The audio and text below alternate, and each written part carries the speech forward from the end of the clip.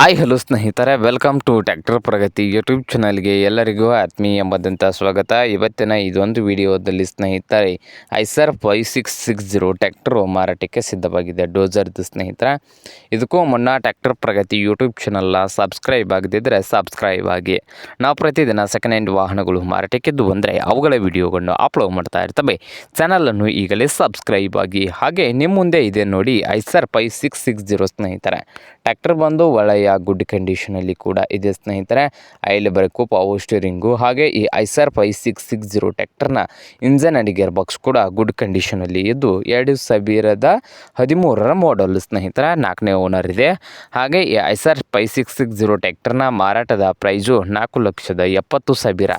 Owner ಬಂದು 4,70,000 owner ಹೇಳ್ತಾ ಇದ್ದಾರೆ. ಇದೇನು ಫೈನಲ್ ಆಗುವುದಿಲ್ಲ, ಇನ್ನು ವ್ಯವಹಾರ ಕೂತ್ರೆ ಹೆಚ್ಚು ಕಡಿಮೆ ಆಗ್ತದೆ.